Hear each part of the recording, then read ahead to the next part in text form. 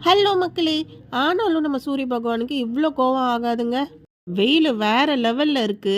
இந்த வெயிலுக்கு ஏதாவது சில்லுன்னு குடிச்சிட்டே இருக்கணும் போல தோணுதுங்க. இப்பல்லாம் காலையில எந்திரிச்ச உடனே வேலையா ஏதாவது ஜூஸ் போட்டு வச்சுர்றேங்க. இல்லன்னு வச்சுக்கோங்களேன், கடையில போய் வாங்கி குடிக்க ஆரம்பிச்சுருவோம். அதனால எதுக்கு வம்புன்னு நானே வீட்ல வாட்டர்மெலன் ஜூஸு, மோரு, இல்ல மஸ்க் மெலன் அது மாரி ஏதாவது போட்டு வச்சுர்றேன்.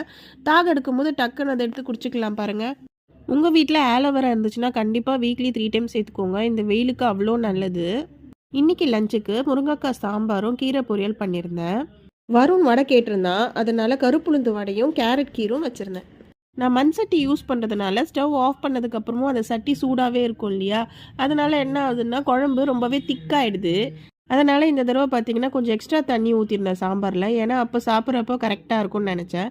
பார்த்தீங்கன்னா, ரொம்ப தண்ணி ஊத்திட்டேன் போல. அது சாம்பார் கொஞ்சம் தண்ணி ஆயிடுச்சு இந்த தடவ. பட் டேஸ்ட் வைஸ் ஒண்ணும் காம்ப்ரமைஸ் இல்ல. நல்லா தான் இருந்தது.